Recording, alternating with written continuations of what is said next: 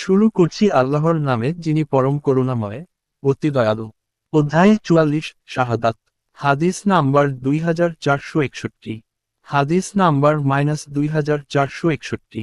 হাজ্জাজ রহ ইবনু শিহাব রাহ থেকে বর্ণিত, তিনি বলেন, আমার নিকট আয়শা রাহ এর ঘটনা সম্পর্কে উরওয়া ইবনু মুসা আলকামা ইবনু ওয়াক্কাস এবং উবাইদুল্লাহ রাহ বর্ণনা করেছেন। তাদের বর্ণিত হাদিসের এবং অংশ অন্য অংশের সত্যতা প্রমাণ করে, যা অপবাদকারীরা আয়শা রাহ সম্পর্কে রটনা করেছিল। এদিকে ওয়াহি অবতরণ বিলম্বিত হল। তখন রাসূল সাল্লাল্লাহু আলাইহি ওয়াসাল্লাম আলী ও উসাম রাহ কেশীয় সহধর্মিণীকে পৃথক রাখার ব্যাপারে পরামর্শের জন্য ডেকে পাঠালেন। উসাম রাহ তখন বললেন, আপনার স্ত্রী সম্পর্কে ভালো ছাড়া কিছুই আমরা জানি না। আর বাড়িরা রাহ বললেন, তার সম্পর্কে একটি মাত্র কথাই আমি জানি, তা এই যে অল্প বয়স হওয়ার কারণে পরিবারের লোকদের জন্য আটা খামির করার সময় তিনি ঘুমিয়ে পড়েন আর নেই ফাঁকে বকরি এসে তা খেয়ে ফেলে। রাসূল সাল্লাল্লাহু আলাইহি ওয়াসাল্লাম তখন বললেন, সেই ব্যক্তির বিরুদ্ধে কে আমাকে সাহায্য করবে, যার জ্বালাতন আমার পারিবারিক ব্যাপারে আমাকে আঘাত এনেছে? আল্লাহর কসম, আর সহধর্মিণীর সম্পর্কে আমি ভালো ছাড়া অন্য কিছু জানি না। আর এমন এক ব্যক্তির কথা তারা বলে, যার সম্পর্কে আমি ভালো ছাড়া অন্য কিছু জানি না। হাদিস নাম্বার -2462।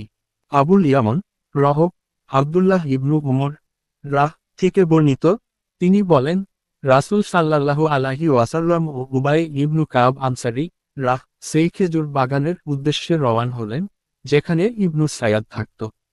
রাসূল সাল্লাল্লাহু আলাইহি ওয়াসাল্লাম যখন বাগানে প্রবেশ করলেন, তখন তিনি সতর্কতার সাথে খেজুর শাখার আড়ালে আড়ালে চললেন। তিনি চাচ্ছিলেন ইবনু সায়াদ তাকে দেখে ফেলার আগেই তিনি তার কোন কথা শুনে নিবেন। ইবনু সায়াদ তখন চাদর মুড়ি দিয়ে বিছানায় শায়িত ছিল, আর গুনগুন বা রাবি বলেছেন, গুনগুনভাবে কিছু বলছিল। এ সময়ে ইবনু সায়াদের মা নবী সাল্লাল্লাহু আলাইহি ওয়াসাল্লামকে খেজুর শাখার আড়ালে আড়ালে সতর্কতার সাথে আসতে দেখে ইবনু সায়াদকে বলল, সে সাফ। নামের সংক্ষেপ এই মুহাম্মদ। তখন ইবনু সায়াদ চুপ হয়ে গেল। রাসূল সাল্লাল্লাহু আলাইহি ওয়াসাল্লাম বললেন, সে তার মা যদি কিছু না বলে তাকে নিজের অবস্থায় ছেড়ে দিতে, তাহলে তার প্রকৃত অবস্থা আমাদের সামনে প্রকাশ পেয়ে যেত। হাদিস নাম্বার -2463। আব্দুল্লাহ ইবনু মুহাম্মদ রহ আয়শা রাহ থেকে বর্ণিত, তিনি বলেন, রিফা কুরাবির স্ত্রী নবী সাল্লাল্লাহু আলাইহি ওয়াসাল্লামের নিকট এসে বলল, আমি রিফা আর স্ত্রী ছিলাম, কিন্তু সে আমাকে বাইন তালাক দিয়ে দিল। পরে আমি আব্দুল ইবনু জুবাইরকে বিয়ে করলাম, কিন্তু তার সাথে রয়েছে কাপড়ের আঁচলের মতো নরম কিছু, অর্থাৎ সে পুরুষত্বহীন। তখন নবী সাল্লাল্লাহু আলাইহি ওয়াসাল্লাম বললেন, তবে কি তুমি রিফা আর কাছে ফিরে যেতে চাও? না, তা হয় না, যতক্ষণ না তুমি তার মধুর স্বাদ গ্রহণ করবে আর সে তোমার মধুর স্বাদ গ্রহণ করবে। আবু বকর রাহ তখন তার কাছে বসা ছিলেন। আর হিব্বান রহ উকবা ইবনু হারিছ রাহ থেকে বর্ণিত যে, তিনি আবু ইহাব ইবনু আজিয়ার কন্যাকে বিয়ে করলেন। পরে জনৈক মহিলা এসে বলল, আমি তো উকবা এবং যাকে সে বিয়ে করেছে জনকেই দুধ পান করিয়েছি। উকবা রাহ তাকে বললেন, এটা তো আমার জানা নেই যে আপনি আমাকে দুধ পান করিয়েছেন আর আপনিও এ বিষয়ে আমাকে অবহিত করেননি। এরপর আবু ইহাব পরিবারের কাছে লোক পাঠিয়ে তিনতারের কাছে এ সম্পর্কে জাননে চাইলেন। তারা বলল, সে আমাদের মেয়েকে দুধ পান করিয়েছে বলে তো আমাদের জানা নেই। তখন তিনি মদিনার উদ্দেশ্যে সওয়ার হলেন এবং নবী এর সম্পর্কে জিজ্ঞাসা করলেন।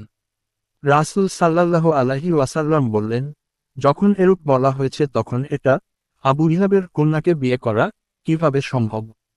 তখন উকবা রাহ তাকে ত্যাগ করলেন, আর সে অন্য জনকে বিয়ে করল। খালিদ ইবনু সাইদ ইবনু আশু রাহ দ্বারাপ্রান্তে প্রবেশের অনুমতির অপেক্ষায় ছিলেন। তিনি বললেন, হে আবু বকর, মহিলা নবী সাল্লাল্লাহু আলাইহি ওয়াসাল্লামের দরবারে উচ্চস্বরে যা বলছে তা কি আপনি শুনতে পাচ্ছেন না? হিব্বান রহ উকবা ইবনু হারিছ রাহ থেকে বর্ণিত যে, তিনি আবু ইহাব ইবনু আজিয়ার কন্যাকে বিয়ে করলেন। পরে জনৈক মহিলা এসে বলল, আমি তো উকবা এবং যাকে সে বিয়ে করেছে জনকেই দুধ পান করিয়েছি।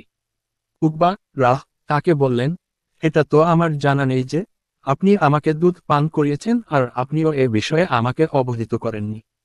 এরপর আবু ইহাব পরিবারের কাছে লোক পাঠিয়ে তিনতারের কাছে এর সম্পর্কে জাননে চাইলেন।